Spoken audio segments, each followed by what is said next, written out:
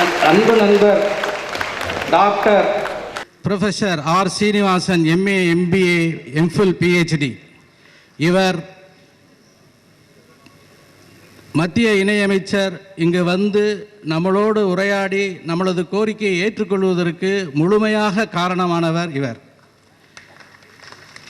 இவருக்கு பரத்த கரகோஷம் கொடுத்து அவரை உற்சாகப்படுத்துங்கள்.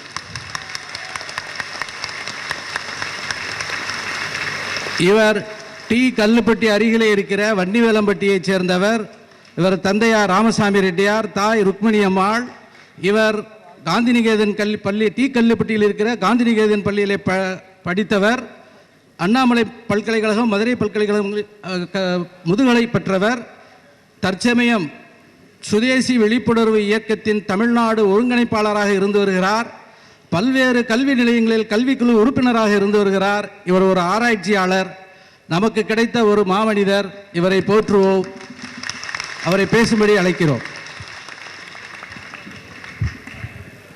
ரெட்டியார் சமூக தென்மண்டல மாநாட்டிற்கு தலைமை ஏற்றிருக்கின்ற எம்ஜிஆர் அவர்களே.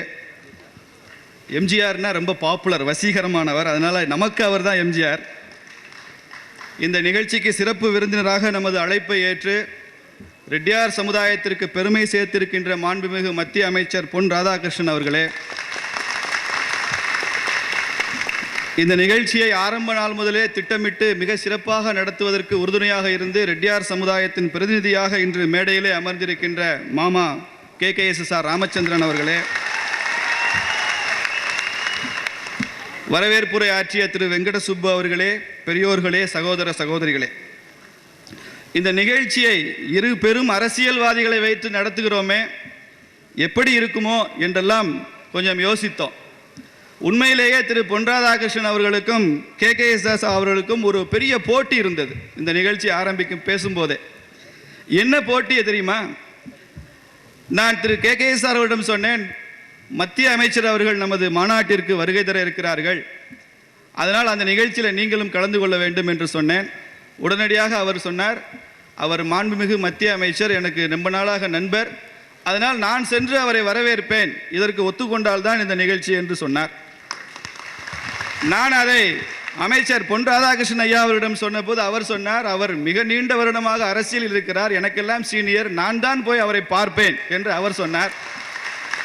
இப்படி இரண்டு பேரும் போட்டி போட்டு இந்த நிகழ்ச்சியிலே, ரெட்டியார் சமூக நிகழ்ச்சியிலே கலந்திருக்கிறார்கள் என்று சொன்னால் அதெல்லாம் நமக்கு மிகவும் பெருமையான ஒரு விஷயம்தான்.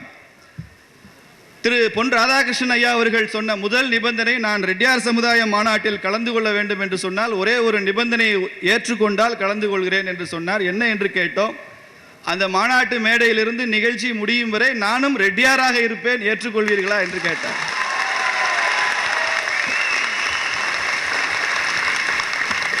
நான் KKSSரிடம் அவரை சந்தித்து இது போல அவரும் ரெட்டியாராக இருக்க விரும்புகிறார், ஏற்றுக்கொள்வீர்களா மாநாடு முடியும் வரை என்று கேட்டேன். அதற்கு மாமா அவர்கள் சொன்னார்கள், மாநாடு முடியும் வரை அல்ல மாப்பிள்ள, மாநாடு முடிஞ்சதுக்கு அப்புறமா ஒரு ரெட்டியாராகவே இருக்க சொல்லுங்க. அத்தகைய நட்போடு, அன்போடு, பிணைப்போடு நடைபெறக்கூடிய ஒரு மண்டல மாநாடு இது. இதற்கு ஈடு இணையான இன்னொரு மாநாடு எதிர்காலத்தில் எப்போது வரும் என்று நமக்கு தெரியவில்லை. அவ்வளவு சிறப்பாக இதை நடத்தி கொண்டிருக்கிறார்கள். நீங்கள் விக்கிபீடியா, கூகுள் மூலமாக ரெட்டியார் சமுதாயம் என்று சொல்லி ஒரு என்ட்ரு கொடுத்தீங்கன்னு சொன்னால் ரெட்டியார்களை பற்றிய தகவல்கள் கொட்டுகிறது. அதில் அவர்கள் ரெட்டியார்களை பற்றி எழுதிய முதல் வார்த்தை, தேர் ஆல் டிசெண்டன்ட்ஸ் ஆஃப் லார்ட் ராமா என்று குறிப்பிட்டிருக்கிறார்கள். ராமனின் வழி வந்தவர்கள் ரெட்டியார்கள், இவர்கள் சூரிய வம்சத்தை சார்ந்தவர்கள் என்று அந்த கம்ப்யூட்டரில், இன்டர்நெட்டில் அப்படி ரொம்ப தெளிவாக போட்டிருக்கிறார்கள். அவர்கள் அதில் என்ன சொல்கிறார்கள் என்றால், ராமனுக்கு 2 குழந்தைகள், லவன், குஷன் என்று.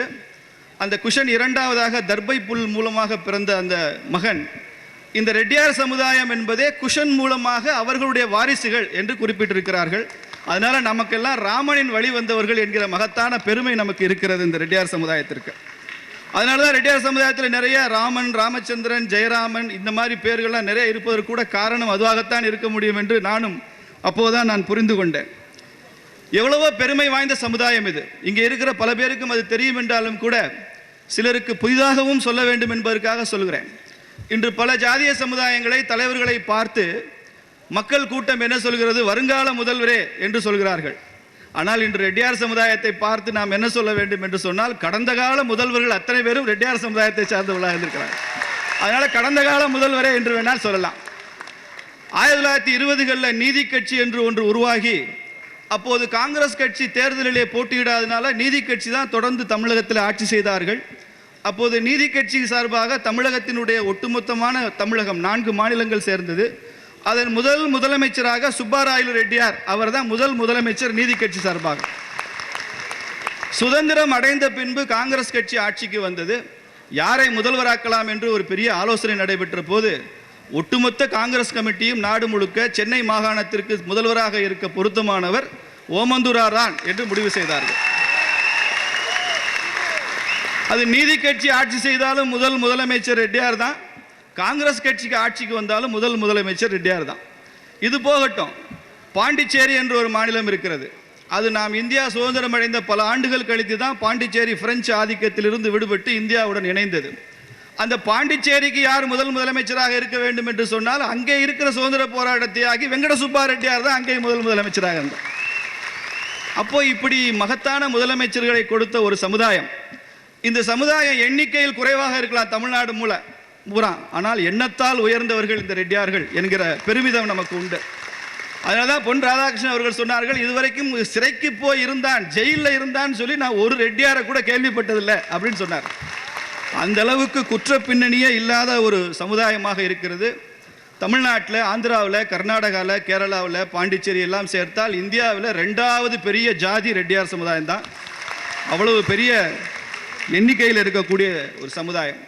நாங்கள் எவ்வளவு பெருந்தன்மையானவர்கள் என்று சொன்னால், உதாரணத்திற்கு ஒன்று சொல்கிறேன். தமிழ்நாட்டை ஆட்சி செய்த காலமாகிவிட்ட அத்தனை முதலமைச்சர்களுக்கும் சிலை இருக்கிறது நண்பர்களே. ஓமந்தூராருக்கு தான் தமிழ்நாட்டில் எங்கேயுமே சிலை கிடையாது. அந்த கோரிக்கையை இன்று நான் அமைச்சர் அவர்களுக்கு சமர்ப்பிக்கிறேன். ஓமந்தூராருக்கு ஒரு பெரிய நினைவு சின்னம், அது தமிழக அரசு செய்யாவிட்டால் கூட மத்திய அரசாங்கம் மூலமாக நீங்கள் அதை செய்ய வேண்டும். அங்கே அவருக்கு ஒரு மரியாதைக்குரிய ஒரு சின்னம் அமைய வேண்டும் என்பதாக எங்களது அவாவை இங்கே நான் வெளிப்படுத்திக் கொள்கின்றேன். ஆந்திராவிலிருந்து, தென்னாந்திராவிலிருந்து பெரிய அளவில் புலம்பெயர்ந்து வந்தவர்கள் ரெட்டிகள். தமிழ்நாட்டில் ஔவை என்ற ஒரு பெண்மணி இருந்தாள். அவள் சின்ன வயதிலேயே விநாயகரை வேண்டி எனக்கு வயதான தோற்றம் வேண்டும் என்று வேண்டிக் கொண்டால், தமிழ்நாடு முழுக்க சென்று நல்ல கருத்துக்களை எல்லாம் சொன்னான். ஆத்திச்சூடி, கொன்றைவேந்தன் எல்லாம் சொன்னவளுக்கு பேர் ஔவை. இந்த தமிழ் சமுதாயம் அவளுடைய நடவடிக்கையெல்லாம் பார்த்து அவளது சிறப்பையும் மேன்மையை புரிந்து கொண்டு மரியாதையாக ஔவைக்கு பின்னால் ஒரு யார் என்ற விகுதியை சேர்த்து அவரை வருஷந்தோறும் ஔவையார் என்று அழைக்கிறார்கள் பல ஆண்டு காலமாக. இதுபோல ரெட்டிகள் புலம்பெயர்ந்து தமிழ்நாட்டிற்கு வந்தார்கள்.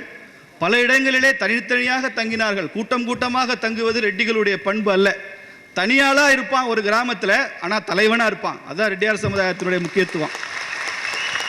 இப்படி இவர்கள் ஆங்காங்கே தங்கி இருக்கும் போது இவர்களது நடவடிக்கை, இவர்களது மேன்மை, பெருமை எல்லாம் பார்த்துவிட்டு இந்த ரெட்டிகளை மற்ற ஒட்டுமொத்த தமிழ் சமுதாயம் சேர்ந்து எப்படி ஔவையை ஔவையார் என்று சொன்னானோ அதுபோல ரெட்டியை ரெட்டியார் என்று சொல்ல ஆரம்பித்தான். அப்படித்தான் நமக்கு மரியாதை உருவாகிட்டு. அதை நான் பல இடங்களில் சொல்லுவேன், ரெட்டி என்பது இனம், ரெட்டியார் என்பது குணம். இப்படி தமிழ் சமுதாயம் நம்மை உருவாக்கி இருக்கிறது. அந்த தமிழுக்கும் தமிழ் சமுதாயத்திற்கும் மிகப்பெரிய தொண்டாற்றியவர்கள் ரெட்டியார் சமுதாயத்தை சார்ந்தவர்கள். தமிழ்நாட்டில் பல இடங்களில் போய் பார்த்தீர்கள் என்று சொன்னால் தெரியும், நிறைய சுதந்திர போராட்ட தியாகிகள் இந்த சமுதாயத்திலிருந்து இருக்கிறார்கள், ரெட்டியார் சமுதாயத்திலிருந்து இருக்கிறார்கள். தமிழ் தொண்டாற்றிய பல பெரியோர்கள் இந்த ரெட்டியார் சமுதாயத்திலிருந்து இருக்கிறார்கள். தமிழ் பற்று என்றாலும் சொன்னாலும், தேசியம் தெய்வீகத்தை போற்றுவதாக இருந்தாலும், கோவில்கள் கட்டுவதிலும் அறப்பணிகள் செய்வதிலும் இந்த ரெட்டியார் சமுதாயம் மிக முன்னணியில் இருக்கிறது என்ற விஷயத்தை நாம் தெரிந்து கொள்ள வேண்டும். காந்தியினுடைய மிகப்பெரிய சீடர், ஆன்மீக சீடராக இருந்தவர் வினோபா பாவே என்று பெயர். உங்களுக்கு பல பேருக்கு தெரிஞ்சிருக்கலாம். அந்த வினோபா சுதந்திரம் அடைந்ததற்கு அப்புறம் நாடு முழுக்க சுற்றுப்பயணம் செய்ய வேண்டும் என்று நினைத்து வருகிறார். ஆந்திராவில் போச்சம்பள்ளி என்ற ஒரு கிராமம், இது ரொம்ப முக்கியமான வரலாற்று நிகழ்வு, அதனால் கொஞ்சம் நீட்டித்து சொல்கிறேன், நீங்கள் பொறுமையுடன் கேட்க வேண்டும். அந்த போச்சம்பள்ளி கிராமத்தில் பேசும்போது அந்த ஊரில் இருக்கிற சாதாரண நிலமற்ற ஏழை விவசாயிகள்லாம் அவரை சந்திக்கிறார்கள். இந்த ஊரில் பல பேருக்கு நிறைய நிலம் இருக்கிறது, எங்களுக்கெல்லாம் நிலமில்லாத விவசாய கூலிகளாக இருக்கிறோம், எங்களுக்கு நிலம் இருந்தால் நாங்கள் எப்படியாவது பிழைத்துக் கொள்வோம் என்று சொல்கிறார்கள். வினோபா அவர்கள் நிலையை பார்த்து கண்ணீர் வடிக்கிறார். அன்று மாலையில் நடந்த ஒரு பொதுக்கூட்டத்தில் வினோபா அந்த ஊர் மக்களுக்கு ஒரு வேண்டுகோள் விடுக்கிறார். என்ன வேண்டுகோள்? இப்படி நிலமில்லாத பல பேர் நமது சமுதாயத்தில் இருக்கிறார்களே, நில உடைமையாளர்கள் நிறைய நிலங்கள் வைத்திருக்கிறீர்களே, உங்கள் நிலத்தில் கொஞ்சம் நிலத்தை எடுத்து இந்த ஏழைகளுக்காக நீங்கள் கொடுத்தால் என்ன? அப்படி ஒரு கோரிக்கையை நான் உங்கள் முன்னால் வைக்கிறேன், என்ன நினைக்கிறீர்கள் என்று கேட்கிறார். உடனடியாக ஒருவர் எழுந்து அந்த போச்சம்பள்ளி கிராமத்தில் எனக்கு 500 ஸ்டாண்டர்ட் ஏக்கர் வயல் நிலம் இருக்கு, அந்த நிலத்தை நான் உங்களுக்கு அர்ப்பணிக்கிறேன், நீங்கள் யாருக்கு வேண்டுமானாலும் கொடுங்கள் என்று சொல்லி அறிவித்தவர் பேர் ராமச்சந்திர ரெட்டி. அதை பார்த்து அந்த நிகழ்ச்சிக்கு அப்புறம்தான் இந்தியாவில் பூதான இயக்கமே உருவானது. வினோபா, நிலமில்லாதவர்களுக்காக ஒருத்தர் போய் நிலம் கேட்டால் கொடுக்க தயாராக இருக்கிறார்கள் மக்கள், நாம் ஏன் அதை கேட்கக்கூடாது என்று சொல்லி நாடு முழுக்க கால்நடையாக சென்று பல லட்சக்கணக்கான ஏக்கர் நிலங்களை பெற்று ஏழைகளுக்காக கொடுத்தவர் வினோபா பாவே. பூதான இயக்கம் என்பது வரலாற்றில், உலக வரலாற்றில் நிலம் எடுப்பவர்கள் நிலமில்லாதவர்களுக்கு அரசாங்கத்தினுடைய வற்புறுத்தல் இல்லாமல் அப்பீல் மூலமாகவே கொடுப்பார்கள் என்று உருவாக்கிய இயக்கம். அதற்கு விதை போட்ட ஒரு சமுதாயம் ரெட்டியார் சமுதாயம் தான். போச்சம்பள்ளியில் ராமச்சந்திர ரெட்டியார் தான் அதை செய்தார்கள். ஆனால் இன்று நாம் எங்கிருக்கிறோம் என்பதுதான் ரொம்ப முக்கியம். ஹவு டு ரிமைன் ரெலவெண்ட் என்று கேட்பார்கள். இன்று நாம் எங்கிருக்கிறோம்? எது வளர்ச்சி? அரசியல் மாத்திரமே வளர்ச்சி அல்ல என்பதை நான் ரொம்ப உறுதியாக நம்புகிறேன். நாங்கள் சாஸ்திரா பல்கலைக்கழகத்தின் மூலமாக நிறைய சமுதாயங்களை ஆய்வு செய்த போது கூட எந்தெந்த ஜாதிகள் எல்லாம் அரசியலுக்கு முக்கியத்துவம் கொடுத்து அரசாங்கம் நம்மை முன்னேற்றும் என்று நினைத்திருந்தார்களோ அவர்களுடைய வளர்ச்சி எல்லாம் தேக்கமடைந்திருக்கிறது. எந்தெந்த சமுதாயங்கள் எல்லாம் கல்வியின் மூலமாக, தொழில் மூலமாக வேலை வாய்ப்புகளை உருவாக்கி அவர்களுடைய பண்பாட்டு அடித்தளத்தை பாதுகாத்து வைத்திருக்கிறார்களோ அந்த சமுதாயங்கள் எல்லாம் பிரமிக்கத்தக்க அளவில் முன்னேறி இருக்கிறார்கள். நாடு முழுக்க இதற்காக உதாரணங்களை சொல்ல முடியும். ஆக்ராவில் ஜாதவ் என்ற ஒரு ஜாதி இருந்தார்கள். நம்ம ஊரில் செருப்பு தைக்கிறவங்க தான் அந்த ஆக்ராவில் ஜாதவ் என்று சொல்லக்கூடிய மக்கள். நாமெல்லாம் ஒதுக்கி வைத்திருக்கிற மக்கள். ஆனால் இன்று அந்த ஜாதவ் சமுதாயத்தினுடைய ஒரு பெண்மணி தான் ஆக்ராவினுடைய மேயராக இருக்கிறார். என்ன காரணம் என்றால் அரசாங்கம் அவர்களை கைதூக்கி விடவில்லை. அவர்கள் சாதாரணமாக செருப்பு தைக்கிற தொழிலை மிகப்பெரிய தோல் பொருள் ஏற்றுமதியாக அவர்கள் உலகளாவிய வியாபாரம் செய்தார்கள். அதனுடைய விளைவாக ஒரு 50 ஆண்டு காலத்தில் இன்று நாம் எல்லாம் பிரமிக்கும்படியாக அவர்கள் மிக பெரிய அளவில் உயர்ந்திருக்கிறார்கள் இந்த ஜாதவ் சமுதாயம். அதே மாதிரி குஜராத்தில் வந்தீங்கன்னா பட்டேல் என்ற ஒரு சமுதாயம் இருக்கிறது. நீங்கள் இங்கே பல பேர் அமெரிக்காவிற்கு சென்றிருப்பீர்கள். அமெரிக்காவில் இருக்கக்கூடிய ரோடு சைடு மோட்டல் என்று சொல்லுவோமே, அங்கே மோட்டல் நடத்துறவங்க எல்லாருமே பட்டேல் தான். எனது நண்பர் சொல்வார், நான் பல $1000 அமெரிக்காவில் சம்பளம் வாங்குகிறேன், அப்போதெல்லாம் எனக்கு இல்லாத பெருமை இந்த பட்டேல்கள் நடத்துகிற அந்த ரோட் சைடு மோட்டல் போய் பார்த்தால் எனக்கு வருகிறது. என்ன காரணம் என்றால் நான் வேலை செய்கிற அமெரிக்க நிறுவனத்தில் வெள்ளைக்கார முதலாளியாக இருக்கிறான், இந்தியன் தொழிலாளியாக இருக்கிறான். இந்த பட்டேல்கள் நடத்துகிற ஹோட்டலில் தான் இந்தியன் முதலாளியாக இருக்கிறான், வெள்ளைக்காரன் வேலை செய்கிறான் அவனுக்கு இல்லை. அதனால் அதை பார்த்து எனக்கு பெருமையாக இருக்கிறது என்று சொல்வார்கள். அப்படி இந்த தேசத்திற்கு ஒரு பெரிய அங்கீகாரத்தை உருவாக்கி கொடுக்கிற அந்த ஒரு பெரிய திறமை ஜாதிய சமுதாயங்களுக்கு உண்டு. அதனால் நான் பல பேரிடம் என்ன சொல்லுவேன் என்று சொன்னால், ஜாதிகளை அரசியல் அங்கீகரிக்க வேண்டும். இது ரொம்ப முக்கியமான ஒரு விஷயம். பல இடங்கள் என்ன சொல்றாங்க, அரசியல் தலைவர்களை நிகழ்ச்சிக்கு அழைத்தால் நாங்கள் ஜாதிய கூட்டங்களில் கலந்து கொள்வதில்லை அப்படின்னு சொல்லுவாங்க. ஜாதி போடுற ஓட்டு மாத்திரம் வேணும், ஆனால் ஜாதிய கூட்டங்களில் அவங்க கலந்து கொள்ள மாட்டாங்க. அதனால தான் I make a distinction between Ponnarji and other politicians. நாங்கள் அரசியல் ஜாதி நிகழ்ச்சி இது, ரெட்டியார் சமூக மாநாடு இது என்று கேட்ட மாத்திரத்தில் சற்றும் தயக்கம் இல்லாமல் நான் வருகிறேன் என்று சொன்னாரே, எந்த விதமான ஒரு ஆட்சேபனையும் இல்லாமல், அதனால் அவர் பாராட்டுக்குரியவராகிறார். இப்படி இந்த ஜாதிய சமுதாயங்களை எப்படி முன்னேற்ற வேண்டும் என்பதை பற்றி ரொம்ப விரிவான ஆய்வுகள் நடந்து கொண்டிருக்கின்றன. ஹரிஷ் தாமோதர் என்று ஹிந்து பத்திரிகையில் பணியாற்றுகிற ஒரு பெரிய ஸ்காலர், அவர் 2 ஆண்டுகளுக்கு முன்னால் விருதுநகர் வந்திருந்தார். அவர் எழுதிய ஒரு புஸ்தகம் எ நியூ கேபிட்டலிஸ்ட் என்கிற ஒரு நூல். அந்த நூல் இங்கே ஆங்கிலம் தெரிந்தவர்கள்லாம் நீங்கள் வாசித்து பார்க்கணும். ஒரு 50 ஆண்டு காலத்தில் விவசாயத்தை மாத்திரமே முன்னணியான தொழிலாக கொண்டு வந்த சமுதாயங்கள் எப்படி அந்த விவசாயத்திலிருந்து கொஞ்சம் கொஞ்சமாக மாறி தொழிலும் கல்வியிலும் மிகப்பெரிய நிலையை எட்டியிருக்கிறார்கள் என்று அற்புதமாக ஒரு நூல் எழுதியிருக்கிறார். அது ஜனாதிபதி பரிசு பெற்ற புத்தகம். அப்படி கூட இந்த ரெட்டியார் சமுதாயம் நம்மை நாமே வளர்த்து கொள்ள வேண்டும் என்கிற எண்ணம் இருக்குது. நம்மகிட்ட கல்வி நிறுவனங்கள் குறைவு. தென்னிந்தியா மூரா ஹோட்டல் நடத்துறது ரெட்டியார் தான், ஆனால் ஒரு கேட்ரிங் காலேஜ் கூட நடத்தாது நாம தான். கேட்ரிங் கல்லூரியெல்லாம் வேற யாரும் நடத்துகிறாங்க, ஹோட்டல்லாம் நாம் நடத்திட்டு இருக்கோம். அப்போ நிறைய கல்வி நிறுவனங்கள் வேண்டும். அதற்காக தான் இப்போ ரெட்டியார் ஃபவுண்டேஷன் என்கிற பெயரில் நிறைய கல்வி முனைப்புகள் வேண்டும் என்பதற்காக திரு பட்டாபி ரெட்டியார் போன்றவர்களும் அதற்காக பணியாற்றி கொண்டிருக்கிறார்கள். தொழில் முனைவோர்கள் நிறைய வேணும். அரசாங்கத்தை மாத்திரமே நம்பியிருக்க முடியாது. அரசாங்கமோ அரசியலோ ஒருத்தருக்கு முழுமையாக ஒட்டுமொத்தமாக ஒரு சமுதாயத்தை உயர்த்திவிட முடியாது. ஏதோ ஓரளவு அவர்களால் முடித்ததை செய்யலாம், அவ்வளவுதான். அரசியல் நமக்கு பின்னாலே வர வேண்டுமே தவிர அரசியல் பின்னால் சமுதாயங்கள் செல்லக்கூடாது என்கிற எண்ணம் நமக்கு உண்டு. அரசியல் என்பது நமக்கு வளர்க்கிற வீட்டு நாய் மாதிரி நமக்கு பின்னால் வரணும். அதை போலீஸ் நாய் மாதிரி அதை முன்னால் ஓட விட்டு நாம் பின்னால் ஓடணும்னா நமக்கு அதுக்கு உரிய முன்னேற்றம் கிடைக்காது என்கிற நம்பிக்கை எனக்கு உண்டு. அதனால் கல்வியில், தொழிலில், வேலை வாய்ப்பில் இதிலெல்லாம் நாம் முன்னேற ஆரம்பித்தால் இந்த அரசாங்கமும் அரசியலும் நம்மை அங்கீகரிக்கும். அதற்கு KKSR போன்றவர்கள், பொன் ராதாகிருஷ்ணன் போன்றவர்கள் எல்லாம் இந்த அரசாங்கம் இந்த சமுதாயத்தை அங்கீகரிப்பதற்காக, இந்த அரசியல் இந்த சமுதாயத்தை அங்கீகரிப்பதற்காக அவர்கள் பணியாற்ற தயாராக இருப்பார்கள் என்பதுதான் முக்கியமான ஒரு விஷயமாக நான் சொல்ல கடமைப்பட்டிருக்கிறேன்.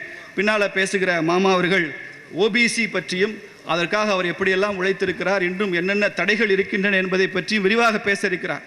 OBCயை நிச்சயமாக நாம் பெற இருக்கிறோம், அதில் ஒன்றும் சந்தேகமே கிடையாது. நான் வரும்போது காரில் அமைச்சரிடம் சொல்லி வந்தேன், இந்த OBCயை ரெட்டியார் சமுதாயத்திற்கு வாங்கி தரக்கூடிய பொறுப்பு இந்த மத்திய அரசாங்கத்திற்கு இருக்கிறது. குறிப்பாக தமிழ்நாட்டின் ஒரே மத்திய அமைச்சர் என்பதால் உங்களுக்கு சற்று அதிகமாக இருக்கிறது.